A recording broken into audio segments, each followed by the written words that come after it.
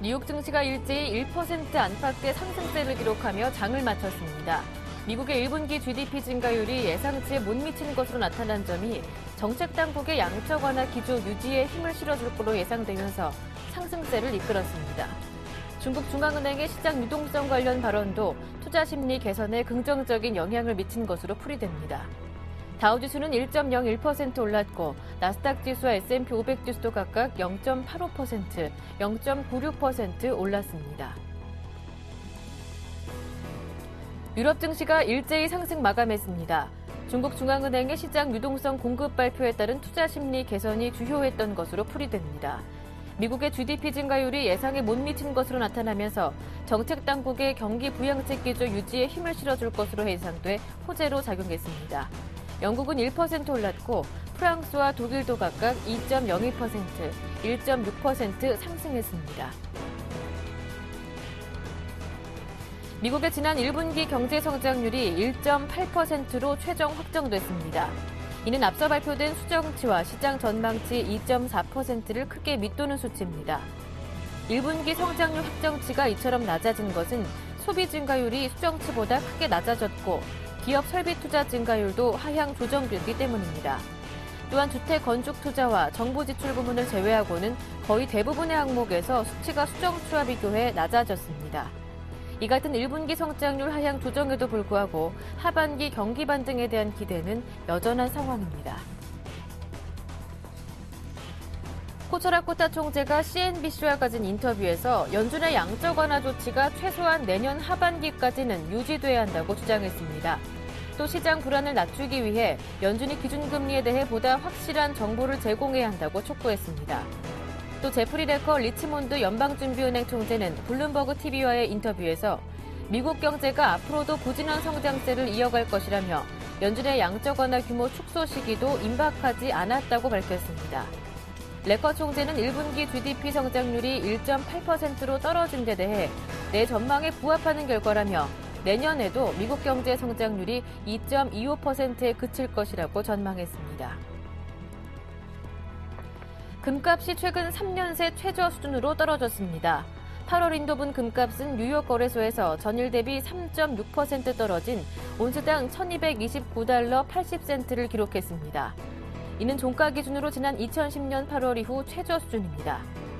전문가들은 미국 연준의 출구 전략 등에 관한 우려감이 금값 하락을 주도했다고 분석했습니다. 국제유가는 미국의 1분기 성장률 부진으로 연준의 양적 완화 축소 시점이 늦어질 것이라는 전망에 힘입어 상승했습니다. 뉴욕 상업거래소에서 서부 텍사스산 원유 8월 인도분 선물 가격은 0.2% 오른 배럴당 95달러 50센트에 마감됐습니다.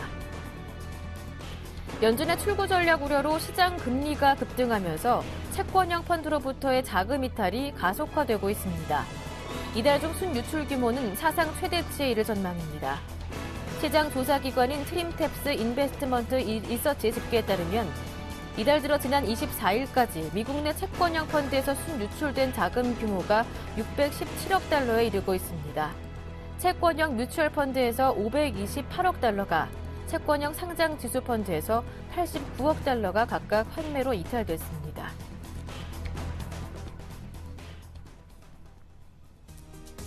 안녕하세요. 굿모닝 대박예감 김보람입니다. 앞서 마감된 미국과 유럽 증시는 이틀째 급등으로 마무리됐습니다. 미국의 향후 경기 회복을 가늠할 수 있어서 관심을 모았었던 미국의 1분기 GDP 성장률 확정치가 공개됐는데요. 지난 잠정치는 2.5%였고요. 그 뒤에 발표된 수정치가 2.4%, 이번에 발표된 확정치는 이 둘에 크게 못 미치는 1.8%로 나타났습니다. 이렇게 하지만 시장에서는 경기 회복 속도가 느리기 때문에 향후 양적 완화 축소 시기도 늦춰지지 않을까 이렇게 긍정적으로 해석하는 모습이었는데요. 결국 다우지수가 1% 이상 올랐고요. 그에 앞서 마감된 유럽 증시도 1% 이상 큰 폭으로 상승 마감하는 모습이었습니다. 하지만 어제 기억하시죠? 그 전일 미국과 유럽이 이렇게 올랐음에도 불구하고 어제 국내 증시 코스피 반등은 기대에 미치지는 못했었는데요. 6일 만에 반등이었습니다만 외국인들의 매도는 매도는 어제까지 꾸준히 이어지는 모습이었습니다. 어제 매도 물량의 60% 정도가 거의 삼성전자에 몰렸기 때문인데요. 하지만 오늘 글로벌 증시 상승에 국내 증시 어떻게 화답을 해줄 수 있을까요? 자세한 글로벌 이슈 확인해보면서 전망도 세워보겠습니다. 굿모닝 대박예감 1부 시작합니다.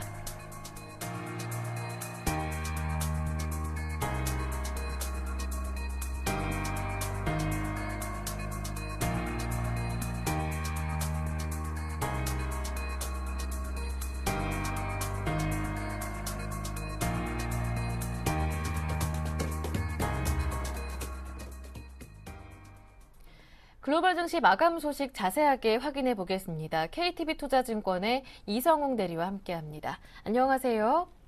네, 안녕하십니까. 뉴욕 증시가 이틀째 상승으로 마무리됐는데요. 전일에는 경제 지표가 좋았다고 올랐고 오늘은 또 경제 지표가 안 좋다고 또 올랐네요.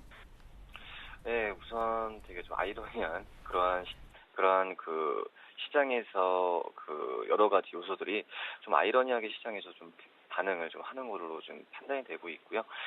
우선 뭐 양적완화 축소에 대한 부분이 시장에서 가장 민감한 부분이라는 게 어제 증시 그리고 오늘 뉴욕 증시를 보더라도 가장 크게 지금 보이기 시작했다라고 좀 정리를 할 수가 있겠습니다.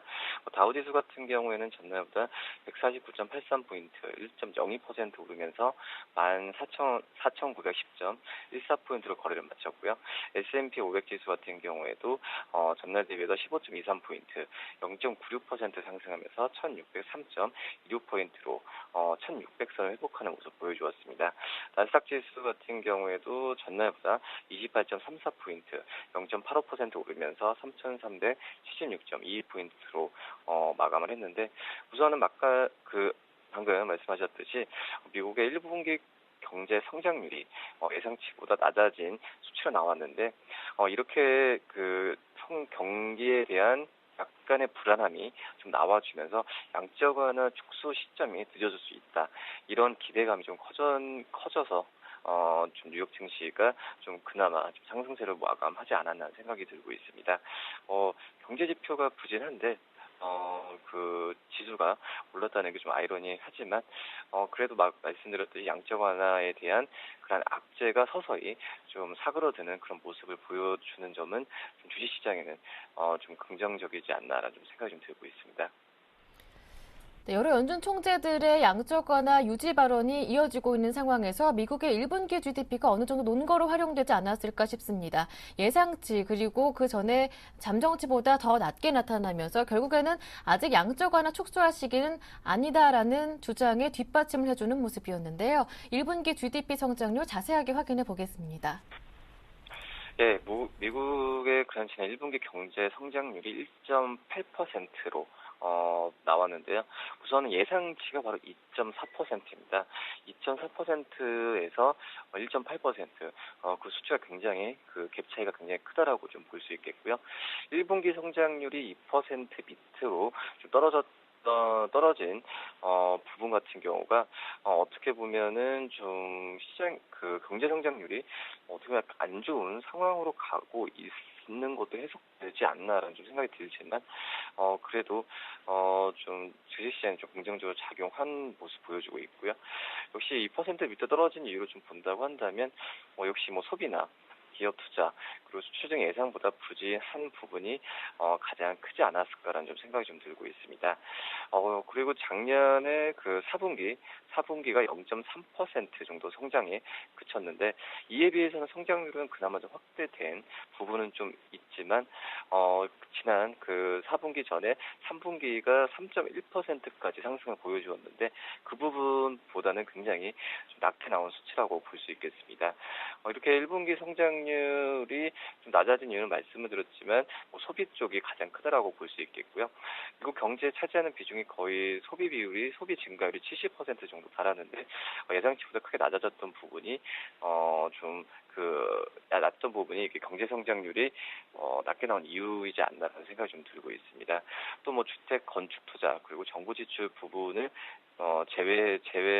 제외를 한다고 치더라도 거의 대부분이 항목이 예상치보다 좀 낮게 나온 부분은 있다라고 좀 볼 수 있겠습니다. 뭐 민간 소비 같은 경우가 2.6% 보도 증가했는데 수정치는 3.4%, 예상치 3.4%였고요. 기업 설비 투자도 0.4% 증가가 됐었는데 예상치는 2.2%, 거의 대부분의 그 세부적인 항목 사항이 예상치보다 1~2% 낮게 나온 수치가 나오지 않았나 생각이 좀 들고 있습니다. 이런 점에서 봤을 때는 좀 계속적으로 봐야겠지만 그 양적 완화 축소에 대한 부분은 좀 이 부분을 사그러들게 했던 부분은 긍정적인데 성장 경제 지표가 안 좋게 나왔다는 점은 개인적으로는 좀 좋게 보고 있지 않다, 이렇게 좀 정리할 수 있겠습니다. 네, 미국에서 그동안 좋은 경제 지표를 냈던 부분이 소비와 주택 쪽이었는데 이번에 1분기 GDP 성장률 확정치가 부진했던 이유 중에 하나가 바로 소비였다라는 이야기 들을 수가 있었습니다.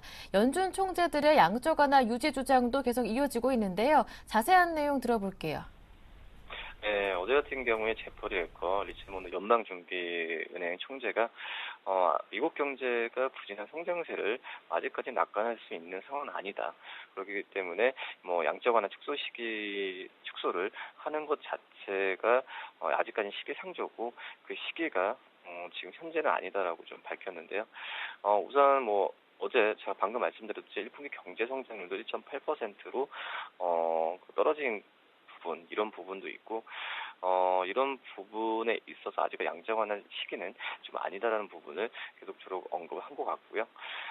그 현재 그 말을 빌리자면은 연준의 양적 완화 축소 우려를 반영하고 있는 시장은 다소 앞질러 가고 있는 상황이라고 지금 평가가 지금 되고 있다, 이렇게 정리할 수 있겠고요. 우선은 총재가 이런 발언을 하면서 그 계속적인 양적 완화 축소 시기에 대한 반대에 대한 의견이 경제 지표 나와주면서 그 계속적인 얘기가 나올 것으로 판단되고 있고요. 우선 웰커 총재나 어떤 총재들이 차지하는 위치, 시장에서 FOMC나 아니면 미국 경제 차지하는 위치에 따라서 이 발언의 그 강도가 좀 세거나 낮게 나오지 않을까라는 좀 판단이 좀 들고 있습니다. 네, 말씀 잘 들었습니다. 오늘 도움 말씀 고맙습니다. 네, 감사합니다. 네, 지금까지 KTB투자증권의 이성웅 대리와 함께했습니다.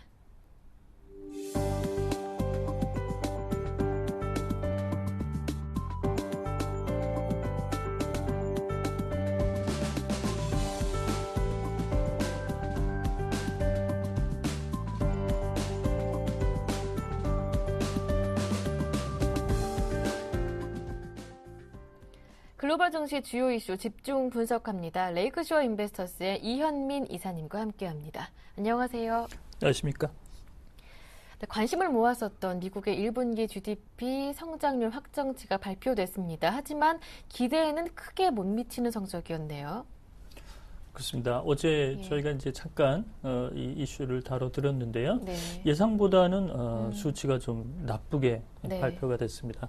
2.4 정도 잠정치 수준을 기대를 했지만 뚜껑을 열어보니까 낙폭이 좀 있었습니다. 1.8%. 이렇게 보면 지난해 4분기 0.4에서 2.5 정도로 예상을 했지만 1분기 경제 성장은 1.8 정도로 확정치가 이제 발표가 됐고요. 2분기는 최근에 나온 경제 지표가 좋기 때문에 1.5 전수 수준은 지금까지는 좀 예상을 할 수가 있겠습니다. 이렇게 1분기 경제 성장률 확정치가 잠정치보다 크게 떨어진 부분은 역시 가계와 기업들이 시퀘스터 발동을 앞둔 상태에서 가계는 소비를 줄이고 기업들은 투자와 고용 이런 쪽에서 다소 부담을 느낀 것으로 볼 수가 있겠습니다. 이는 급여세가 4에서 6%로 올라가는 시점이기 때문에 그 가계들이 가처분 소득이 줄어들 이런 걱정들을 좀 미리 했다라고 볼 수가 있겠고요. 다만 주택 건축에 대한 부분만은 신장세가 나타났습니다. 14% 증가 추세가 나타나면서 잠정치인 12%보다도 신장세가 나타났다는 점 이례적인 특징 사항이라고 볼 수가 있겠고요. 기업의 설비 투자도 0.4%로 크게 줄어들었고 최종 재화의 판매 신장률도 1.2%로 2011년 이후 최저치 수준으로 떨어졌다는 점, 내부를 들여다보면 그다지 좋은 수치라고 볼 수는 없겠는데요.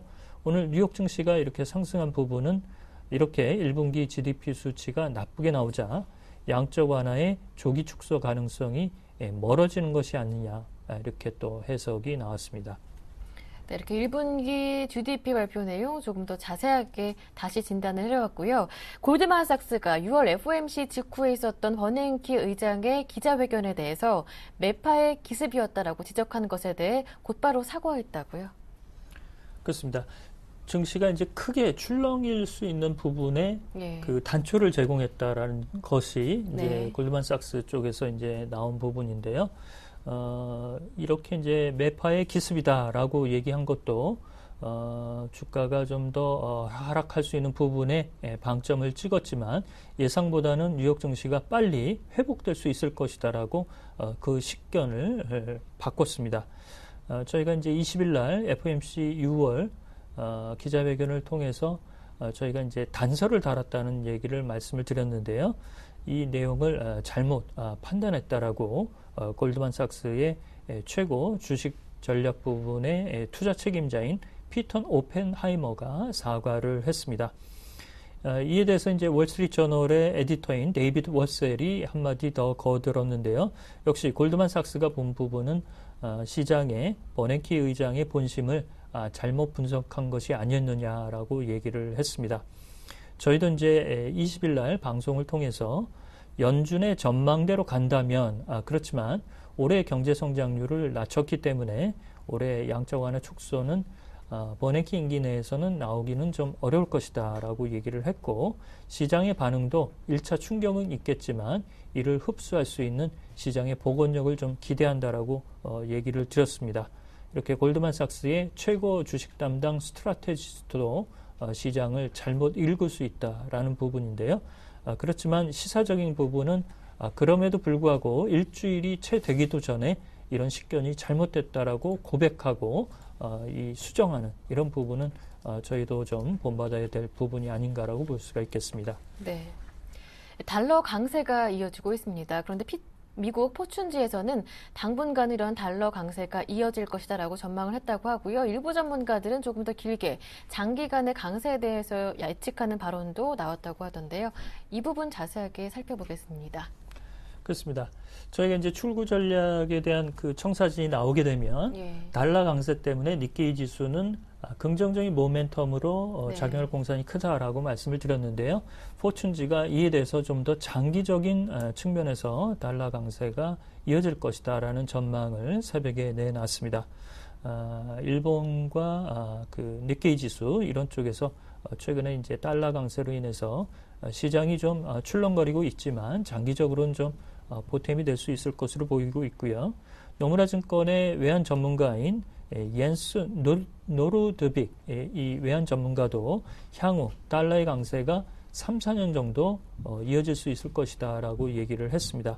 이렇게 달러 강세를 점치는 부분은 유로존도 현재 경기가 불투명하고 중국도 현재 신용 경색 문제라든지 이런 부분에서 어려운 부분을 가져가고 있기 때문에 양적 완화 기조를 디플레 탈피 목표로 현재 가져가고 있는 일본 엔화 대비 달러의 강세가 아직까지는 좀 두드러진다는 측면을 볼 수가 있겠고요.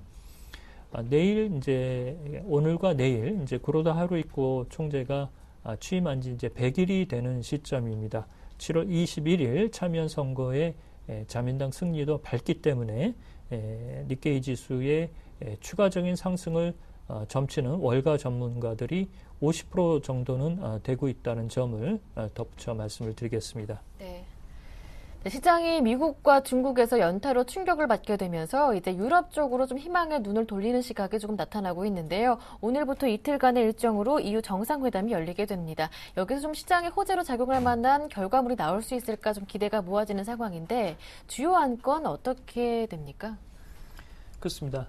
저번에 이제 그 매듭을 못 졌던 부실은행의 구제 방안 이런 부분도 이제 다시 한번 이제 토의의 연장선상에서 논의가 될 거고요. 그다음에 현재 속도를 내지 못하고 있는 은행연합, 뱅킹 유니언 문제도 EU 차원에서 합의를 도출해야 되는 숙제를 안고 있습니다. 실업 대책도 추가적으로 좀 더 청소년의 실업 문제 이런 부분에 강구 방안이 좀 나올 것으로 보이는데요. 많은 안건이 토의되는 측면에서 보면 일괄 타결 이런 부분의 기대도 있지만 최근에 유로존의 모습을 보면 경기 부양 기조는 다시 확인하고 있지만 속도는 내지 못하고 있는 부분입니다. 특히 20일 날 EU 재무장관 회의에서 유로 안정화기구의 구제금융 한도를 600억 유로로 제한하겠다라는 부분이 합의를 냈지만 EU 쪽에서는 아직까지는 합의를 좀 못하고 있는 상태고요. 또한 독일에서 9월 메르켈 총리의 총선을 앞두고 나서 현재 ECB의 OMT 프로그램, 재정불량국의 국채를 무제한으로 매입하는 이 부분도 헌법재판소의 공청회에 계류되는 등 어려운 부분이 계속적으로 현재 나오고 있습니다. 이런 점에서는 정책의 투명성과 속도를 내지 못하면 현재의 유로존의 경기 부진 이런 부분이 좀 장기화되지 않을까라고 좀 우려가 남아있다고 보겠습니다. 네, 이렇게 미국, 유럽 다녀왔고요. 이번에는 호주 쪽으로 가보겠습니다. 호주의 길라드 총리가 3년 만에 당내 경선에서 패배해서 자리에서 물러나게 됐다고 하던데요. 어떠한 내용인지 자세하게 들어볼게요. 그렇습니다. 이거는 뭐 생각지도 않은 소식이 들어왔는데요. 길라드 총리가 당내 경선에서 패배를 해서 총리 자리에서 물러나게 됐습니다. 이렇게 이제 그 당내 경선까지 내보인 것은 최근에 정책이 잘 먹히지 않고 특히 이제 원자재 수출국으로서 중국과의 이런 부정적인 여파가 있기 때문에 어려운 부분이 있었는데요. 승부수를 던졌습니다. 당내 재신임을 얻게 되면 이런 부분을 타개할 것으로 예상을 했지만 신임 투표 결과는 그 케빈 러드 전 총리에게 패배함으로써 총리 자리를 물러나게 됐고요. 57대 45로 패했습니다. 3년 전에 케빈 러드 이 전 총리는 길라드 총리에게 패배하면서 총리 자리를 내줬는데요. 다시 복원 상태가 됐다라고 볼 수가 있겠습니다. 9월 총선에서 분위기를 쇄신한다는 측면에서는 좋은 방향으로 나왔지만 길라드 총리가 최근에 중국과의 교육 규모가 줄어드는 이런 그 철광석과 원자재 가격의 하락으로 인한 부진 여파에서 자신의 입지를 지키지 못했다는 점, 이런 점은 좀 아쉽다라고 보겠습니다. 네. 오늘 여기까지 함께하겠습니다. 지금까지 레이크쇼어 인베스터스의 이현민 이사님과 함께했습니다. 말씀 잘 들었습니다. 고맙습니다.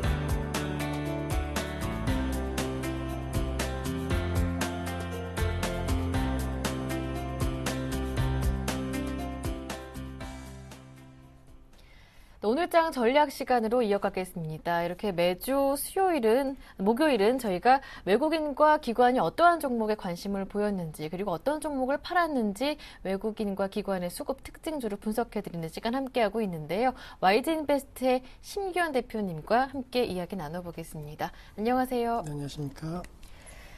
네, 그렇다면 먼저 지난 한 주간 외국인과 기관이 코스피 쪽에서 어떠한 종목들을 사고 팔았는지 화면으로 먼저 만나보겠습니다. 네, 외국인들의 매도가 꾸준하게 이어지고 있는 상황인데요. 역시나 가장 외국인들이 많이 판 종목부터 눈에 들어오는데요. 삼성전자 가장 많이 팔았고요. 그 다음으로 이어지는 종목이 통신주 KT였습니다. 현대차도 가장 많이 팔았고요. 그 다음으로 이어지는 종목 현대모비스, LG화학까지 담겨 있습니다. 반면에 샀던 종목에는 SK텔레콤이 이름을 올렸고요. 그 아래로 포스코, S-오일, 삼성전자, 우선주, LG U+까지 담겼습니다. 기관 쪽에서는 외국인들이 팔았던 팔았던 종목들을 담는 모습 확인할 수가 있는데요. 삼성전자 순매수 1위 종목에 들어와 있고요. 현대차, 기아차, 현대모비스, 현대차 3인방이 모두 이름을 올려놨습니다. 그 뒤로 이어지는 게 외국인이 팔았던 KT였고요. 반면에 팔았던 종목은 SK하이닉스, 그리고 SK텔레콤, 현대제철, 현대중공업, 포스코까지 담겨 있었습니다. 외국인과 기관이 조금 엇갈린 모습을 보여주고 있는데요. 어떠한 내용들 담겨 있는지 조금 더 자세한 설명 대표님께 들어보겠습니다. 네, 우선은 외국인 통신업종에 대해서 약간의 집중적인 관심도가 많이 보였습니다. 물론 KT에 대해서 매도세를 보였지만은 SK텔레콤이라든가 LG유플러스에 대해서는 강한 매수세 보였다라는 거, 최근에 LTE 주파수 관련된 경쟁 우려감이 나오고 있지만은 외국인 중심으로 해서 이 통신업종에 대한 지속적인 러브콜은 계속적으로 들어오고 있다라는 거 체크해 보실 필요가 있을 것으로 판단되고 있고, 약간은 수익률이 지금 많이 낮아졌지만은 그래도 외국인 같은 경우에는 경기 민감 업종군에 있는 대표 종목에 대해서는 매수세가 꾸준하게 좀 유입되고 있는 모습 보이고 있습니다. 특히나 포스코에 대해서 역시나 매수 상위 2위 종목으로 올라왔다라는 거, 그리고 SOL 같은 경우에도 52주 신 저가 우려감이 계속적으로 남아있는 상황에서 외국인들이 좀 순매수를 보이고 있다라는 거, 아직까지는 지금 단정 지을 수는 없겠지만은 전체적으로 시장이 좀 안정화되고, 그리고 경기에 대한 바닥 확인이 어느 정도 이루어진다라고 한다면은 이들 관련된 종목 쪽으로도 언제든지 한 번쯤 시세가 분출될 가능성이 있다라는 거, 외국인 수급 쪽에 있어서 체크를 해보자라고 정리 드릴 수가 있겠고, 눈에 띄는 것은 외국인들에 대한 삼성전자와 그리고 삼성전자 우선주에 대해서 다른 매매 패턴을 보이고 있다라는 점입니다. 삼성전자에 대해서는 아시겠지만 지속적으로 대량 매물을 내놓고 있는 반면에 삼성전자 우선주에 대해서는 매수세를 보이고 있다라는 거, 약간 이격도 차이를 약간 감안한 약간 투자 전략이 아닌가라고 정리해드리면서, 삼성전자 보통주 같은 경우는 아직까지는 하락 추세가 이어질 수 있다는 점 꼭 유념을 하자라고 정리해드릴 수가 있겠고, 기관 같은 경우는 전차군단, 특히나 자동차 관련된 업종군들에 대한 수급이 지속되고 있는 모습 보이고 있습니다. 비단 저번 주뿐만이 아니고 최근에 연속적으로 이 매수세가 유입되고 있다는 거, 확실하게 가격적인 지지 라인이 형성된 이후에 기관의 매수세가 유입되고 있다는 측면 역시나 긍정적이라는 점 체크해보자라고 정리해드리도록 하겠습니다. 네, 그런데 KT와 SK텔레콤, LG유플러스 담는 수급 주체들이 조금 다릅니다. 이렇게 같은 통신주인데 엇갈린 성향이 나타나는 이유가 무엇인지 좀 궁금해지는데요. 대표님 어떻게 보시는지요? 네, 저는 앞서 말씀드렸던 대로 전체적인 통신업종에 대한 관심도는 시장에 좀 많습니다. 하지만은 LTE 주파수 경쟁과 있어서, 그리고 앞으로의 통신시장 점유율에 따른 약간 예측이 외국인과 기관이 약간 다른 것이 아닌가라고 정리해 드릴 수가 있겠고, 수급적으로는 약간 다른 패턴 보이고 있지만은 그래도 시장에 있어서 가장 큰 수급 관심을 받는 것은 통신업종이라는 것은 변함은 없다라고 정리해 드리도록 하겠습니다. 네, 외국인들이 통신업종에 관심을 두고 있다는 점 주목해보자 말씀해 주셨고요. 자, 그렇다면 지난 한 주간 출렁이었던 코스닥, 외국인과 기관 어떤 종목을 사고 팔았는지 화면으로 확인해 보겠습니다. 외국인들이 가장 많이 산 종목은 액토즈 소프트였습니다. 최근 주가 흐름 좋은데요. 그 다음으로 KG이니시스, 이지바이오, GS홈쇼핑, 메디포스트가 담겼고요. 팔았던 종목은 셀트리온입니다. 그 다음으로 메가스터디, 그리고 KH바텍, 그리고 파라다이스, 메디톡스가 담겼습니다. 반대로 기관이 샀던 종목은요, 다음이 가장 많았고요. SK브로드밴드, 메가스터디, CJ홈쇼핑, KH바텍이 꼽혔습니다. 팔았던 종목은요, 서울반도체 가장 1위에 순위를 올렸고요. CGN, 네페스, 하이로코리아, YG 엔터테인먼트까지 이름을 올린 상황입니다. 자세한 설명 들어보겠습니다. 어떻게 보시는지요? 네, 코스닥 같은 경우는 외국인들 코스피 대비해서는 상대적으로 수급이 괜찮았다라고 정리드릴 수가 있겠지만은, 역시 매매 패턴에 있어서는 내수주 관련된 종목 위주로 좀 강하게 매수를 해줬다라는 점 체크하실 필요가 있을 것으로 판단되고 있습니다. 또한 IT 관련된 종목군들 전체적으로 외국인과 기관의 시각이 상당히 엇갈리고, 또 그 와중에 있어서 상당히 좀 혼란스러운 모습 보이고 있는데, KH바텍 같은 경우는 외국인은 팔고 기관이 사주는 모습 보였습니다. 이렇듯 전체적으로 KH바텍 같은 경우에는 향후 중국의 스마트폰 성장 기대감 속에서 가장 핵심 종목으로서 떠오르고 있는 만큼 시장에 이슈가 되고 있다. 또한 추세적으로도 최근에 시장 대비 약간 선전하는 모습 보였기 때문에 관심도가 많이 올라갔는데, 외국인에 대한 시각은 그렇지 않다라는 거 체크해 보실 필요 있을 것으로 판단되고 있고, 중심적으로 외국인과 기관 중심으로 해서 강한 매수세가 들어오고 있는 업종은 바로 홈쇼핑 관련된 업종입니다. 외국인은 GS 홈쇼핑, 그리고 기관 같은 경우 CJ 오쇼핑 쪽으로 매수세 보이고 있다라는 거, 홈쇼핑 관련된 부분에서 매출 신장 기대감이 높아짐에 따라 갖고 2분기 상당히 어닝 서프라이즈에 대한 기대감이 많이 높아지고 있기 때문에 전체적으로 소비 패턴의 변화에 따른 홈쇼핑 관련된 실적 개선 기대가 외국인 기관 모두 긍정적으로 보고 있다는 거 수급적으로도 체크가 가능하다라고 정리해 드리도록 하겠습니다. 네. 코스닥 쪽에서는 외국인과 기관 쪽에서 같이 동시에 관심을 보이고 있는 홈쇼핑주 관심을 두시는 게 좋겠다라고 정리를 해볼 수가 있겠고요. 자, 그렇다면 개인들 쪽에서는 지난 한 주간 어떤 종목들 가장 많이 샀을까요? 코스피 코스닥 하나면에 보시겠습니다. 삼성전자 가장 많이 샀습니다.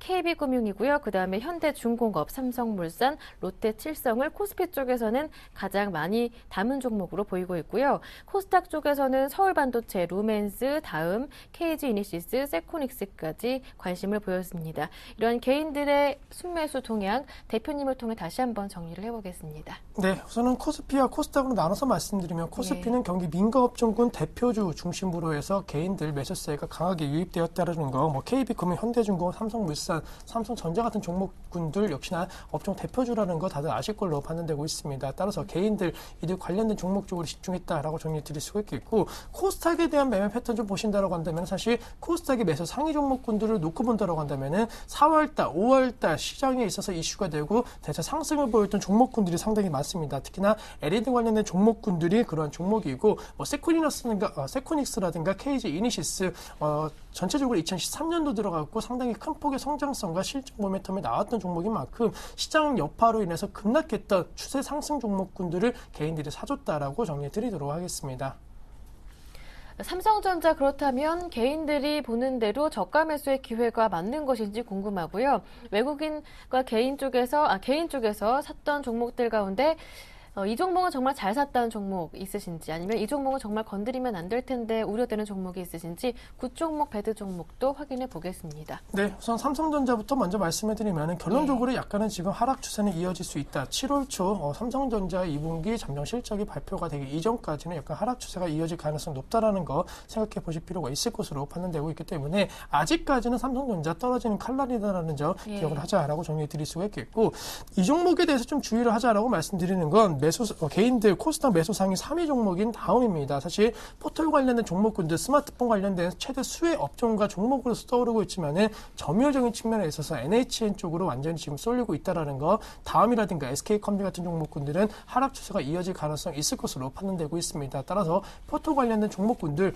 전체적으로 지금 시장에 극과 극인 방향성이 나올 가능성이 높을 것으로 판단되고 있기 때문에 다음 쪽으로 접근하시는 것보다는 차라리 NHN 쪽으로 접근하시는 것이 낫지 않을까라고 정리해 드리도록 하겠습니다. 네, 삼성전자 아직까지는 저가 매수 기회로 이르지 않을까 판단하시고요. 다음보다는 NHN이 낫겠습니다라는 말씀까지 들어봤습니다. 자, 그렇다면 외국인과 기관 수급 특징을 모두 살펴봤을 때 지금 개인들이 살만한 종목 어떤 종목인지 관심 종목 간략하게 들어보겠습니다. 네, 우선은 시장의 단기 주도 업종으로 떠오르고 있는 자동차, 그중에 있어서도 현대차에 대해서는 매수가 가능할 수 있을 것으로 판단되고 있습니다. 오늘장 미국 증시 여파로 인해서 약간 상승 출발 예상됨에 따라 갖고 20만 8천 원 내에서 어제 종가였는데 21만 원 부분에 있어서도 충분히 이 종목 매수가 가능하다라고 정리해 드릴 수가 있겠고, 이번 주 한 주간만 놓고 봤을 때 다음 주 수요일까지 만약에 목표가 설정한다라고 한다면은 21만 7천 원 라인 정고점 부분 약간 높은 가격대가 형성이 가능할 수 있을 것으로 판단되고 있습니다. 따라서 최근에 신차 출시 기대감이라든가 그리고 무엇보다도 기관 중심으로 한 강한 매수세 속에서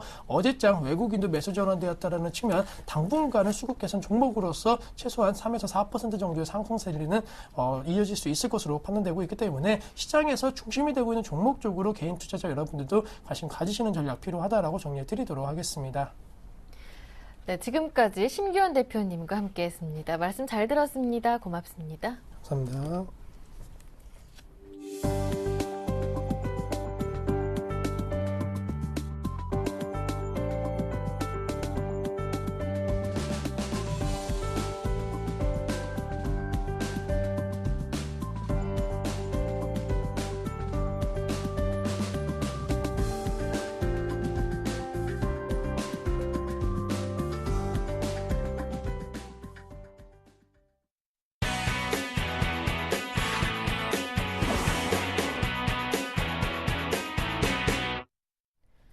국내외 주요 경제 이슈를 짚어보는 이슈앤이슈 코너 이어가겠습니다. 서울경제신문의 이혜진 기자와 함께합니다. 안녕하세요. 예, 안녕하세요.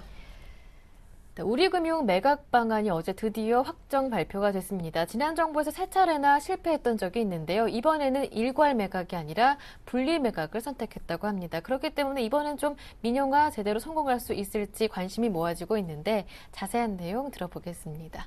예, 새 정부 들어 처음으로 추진되는 우리금융의 매각의 구체적인 방안이 어제 발표됐습니다. 우리금융 14개 자회사를 3개의 부문으로 나누어 팔겠다는 것인데요. 광주 경남은행 등 지방은행 계열과 우리투자증권, 우리아비바생명 등 증권 계열, 우리은행 등 은행 계열 등 이렇게 크게 3가지로 나누어 팔기로 했습니다. 이번 정부의 분리 매각안을 보면 이번에는 정말 팔아보자 이런 의지를 읽을 수 있는데요. 그동안 정부는 우리금융 민영화와 관련해서 빠른 민영화, 공적자금 회수 극대화, 금융산업 발전이라는 3대 원칙을 내세웠습니다. 즉 빨리 팔고 비싸게 팔고 그리고 업계 발전을 도모하는 3가지 목표를 정했는데요. 이 3가지 목표는 마치 세 방향으로 동시에 뛰는 3마리 토끼처럼 잡기 어려운 것이었습니다. 때문에 이번에는 그 3 원칙 중 빨리 파는 데에 가장 방점을 찍었습니다. 네, 분리 매각을 추진하면서 관심을 갖게 되는 회사들도 굉장히 많아졌다고 들었는데요. 구체적으로 어떤 회사들인지 자세하게 알아보겠습니다. 예, 가장 먼저 매물로 나오는 것은 경남, 광주은행 등 지방은행 계열인데요. 이미 드러난 지방의 매수 희망자 이외에 서울의 대형 시중은행도 관심을 갖고 있습니다. 우선 경남은행은 지방은행은 지방에 돌려줘야 한다는 명분으로 BS금융과 GDB 금융, 즉 부산은행 계열과 대구은행이 경쟁을 벌이고 있습니다. 그러나 과거 매각 작업 때도 그랬지만 타지 은행 인수에 대한 강한 반감 때문에 성사 가능성은 미지수입니다. 경남 지역 상공회의소를 중심으로 한 컨소시엄이 강력한 매수 의지를 보이고 있는데요. 이에 대해서 금융당국은 회의적입니다. 자칫 현지 기업의 사금고가 될 수 있고 지역 유지들의 자리 나눠먹기 대상으로 전략할 수 있기 때문입니다. 광주은행 역시 JB금융지주, 즉 전북은행과 중국공상은행이 관심을 갖고 있습니다. 하지만 전북은행에 대한 광주 지역의 반감이 적지 않고 외국계 은행이 지방은행을 인수하는 것이 사실상 희박하다는 점에서 두 가능성 역시 높지 않습니다. 때문에 신한과 하나금융지주 등 지역 점포망이 적은 수도권 중심의 대형 금융지주가 가질 가능성도 거론되고 있습니다. 아무래도 우리투자증권 매수 경쟁이 가장 치열할 것 같은데요. 어떠한 금융사들이 거론되고 있습니까? 예, 증권업계 1위인 우리투자증권의 분리 매각은 이번에 업계 판도를 크게 흔들 것 같은데요. KB와 농협은행이 크게 관심을 갖고 있습니다. KB투자증권은 비교적 소규모의 증권사인데요. 우리투자증권과 합병할 경우 단숨에 업계 1, 2위로 올라설 수 있습니다. 농협금융지주 역시 증권 쪽에 관심을 갖고 있습니다. 이 때문에 정부는 상대적으로 수요가 낮은 우리자산운용과 우리아비바생명, 우리금융저축은행을 우리투자증권과 묶어서 함께 내놓았습니다. 네. 가장 덩치가 큰 매물은 우리은행일 텐데요. 단연 후보 1순위는 KB금융이겠죠? 예, 현실적으로 직원 수만 1만 5천 명이 넘는 우리은행을 다른 계열사와 합병할 수 있는 곳은 KB밖에 없는 상황입니다. 하지만 KB와 우리은행 간의 합병도 현실적으로는 쉽지 않은데요. 어쩔 수 없이 대규모 구조조정을 동반해야 하는데 이를 정부가 감당할 수 있을지, 감내하려고 할지가 의문입니다. 지난해 컨소시엄을 이뤄서 우리금융 인수전 참여를 저울질했던 교보생명과 한국금융지주도 잠재 후보군으로 꼽히고 있습니다. 또 한편에서는 펀드에 매각하는 방안도 거론되고 있는데요. 보고펀드나 MBK 등이 주도하고 국민연금 등이 펀드에 참여한 뒤 포스코나 KT 등 대기업이 전략적 파트너로 참여하는 형태입니다. 그런데 중요한 점은 과거에도 분리 매각을 한번 추진했었는데 그때도 쉽지 않았었고요. 또 싸게 팔 경우에는 파는데 급급해서 싸게 팔 경우에는 공적 자금 회수율이 떨어져 반대 여론이 클 수 있다. 이런 우려가 제기되고 있습니다. 다음 소식입니다. 무역협회가 하반기 수출 전망을 내놓았는데요. 상반기보다는 하반기가 좀 더 나아질 것이다 전망됐다고 합니다. 자세한 내용 들어볼게요. 예, 올해 한국 수출액이 작년보다 3.9% 늘어날 것으로 전망했습니다. 한국무역협회 국제무역연구원이 어제 보고서를 내놨는데요. 올해 하반기 수출은 지난해 하반기보다 6.7% 증가한 2,913억 달러가 될 것으로 내다봤습니다. 상반기 수출 실적은 0.5% 늘어날 것으로 추정되는데요. 이에 따라 올해 수출은 작년보다 평균 3.6% 증가할 것으로 무역협회 측은 내다봤습니다. 네, 그렇다면 업종별로는 어떤 쪽이 웃고 또 어떤 쪽은 안 좋을지 예측이 됐습니까? 예, 선박, 자동차, 반도체, 휴대전화 쪽이 아무래도 좋을 것으로 예측됐는데요. 작년에 큰 폭의 하락세를 나타냈던 선박 수출은 하반기에는 해양 플랜트 수출 본격화에 따라 증가세로 전환하고 자동차도 파업이 종료됨에 따라 공급 불안이 해소돼 연간 3.8% 증가할 것으로 전망됐습니다. 반도체는 메모리 공급 부족으로 단가가 올라 수출액이 증가할 것으로 보이고요. 무선 통신기기도 3분기에 전략 스마트폰 출시로 역시 높은 증가율을 기록할 것으로 보입니다. 반면 수출 단가가 하락한 석유 제품과 공급 과잉으로 시황이 나쁜 철강은 수출 감소세가 이어질 전망입니다. 네, 오늘 여기까지 함께하겠습니다. 지금까지 서울경제신문의 이혜진 기자와 함께했습니다. 고맙습니다.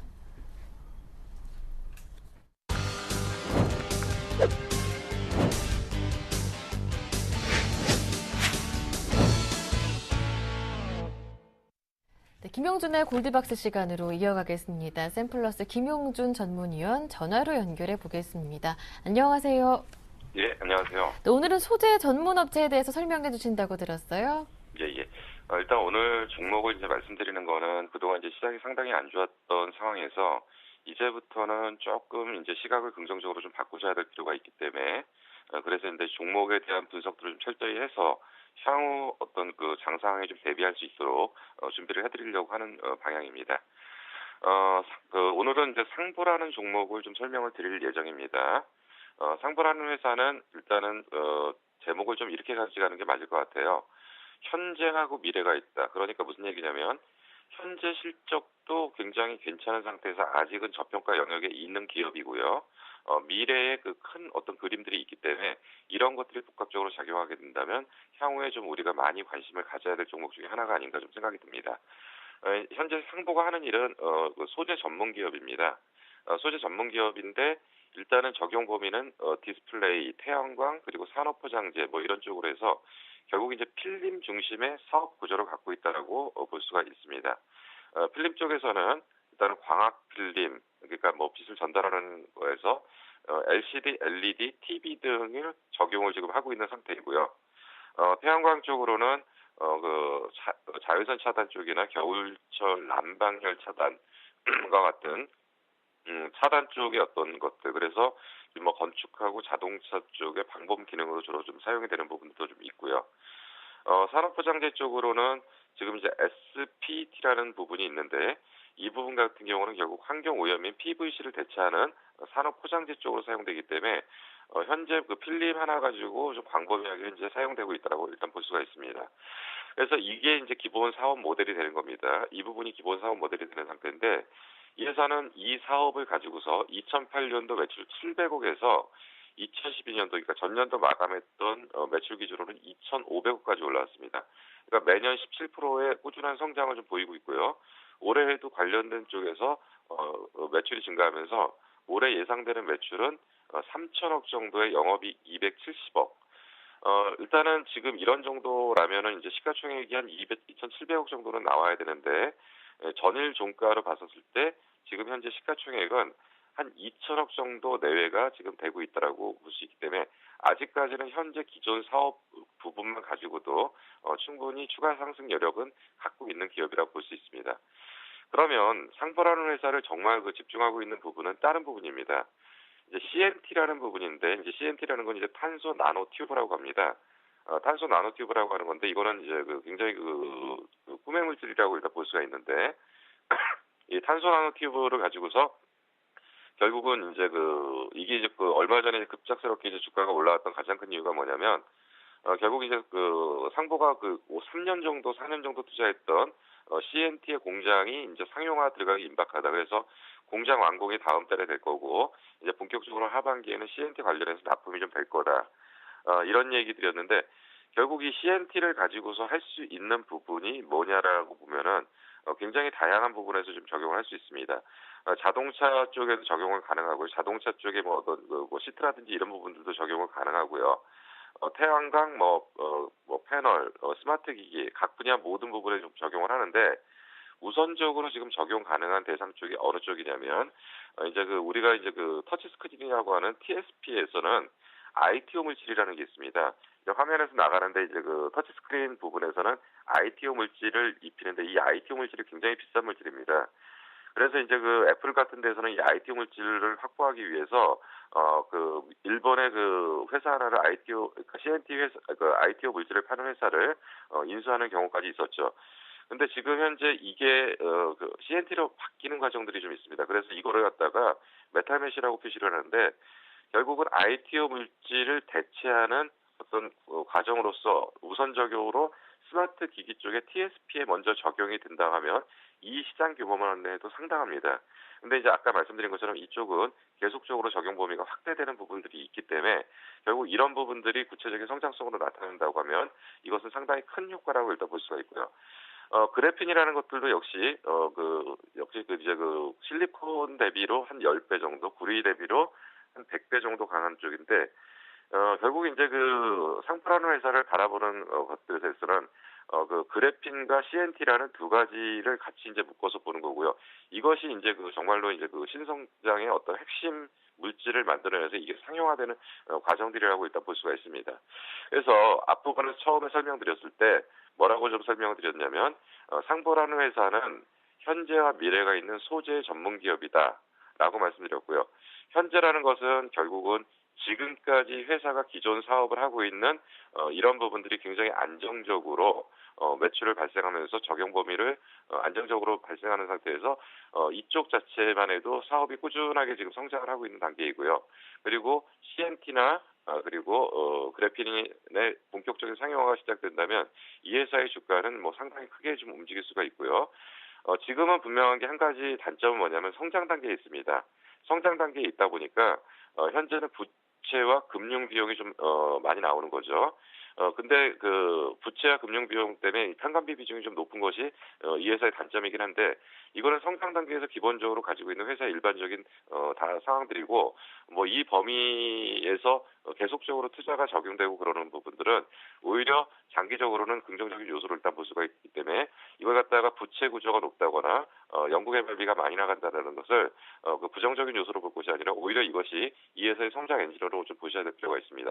그래서 상보라는 회사에 대한 매매 포인트를 어떻게 찾으셔야 되냐면 CNT에 대한 스마트 기기 적용 가시화가 확정되는 시점 이쪽이 이제 그 매매 포인트라고 좀 보시면 될 것 같고요. 그런 스케줄들을 잘 체크해가면서 결국 어느 정도 때 그 상보가 본격적으로 CNT가 그 실제 스마트 기기에 적용되는지 이 시점을 파악해가면서 매매 전략을 짜신다면 좋은 결과가 있을 걸로 판단이 됩니다. 오늘 준비한 순서 여기까지입니다. 오늘은 상보에 대한 자세한 이야기 들어봤습니다. 지금까지 샘플러스 김용준 전문위원과 함께했고요. 굿모닝 대박 예감 1부 순서 여기에서 마치겠습니다. 저는 잠시 뒤 2부로 돌아오겠습니다. 함께해 주신 여러분 고맙습니다.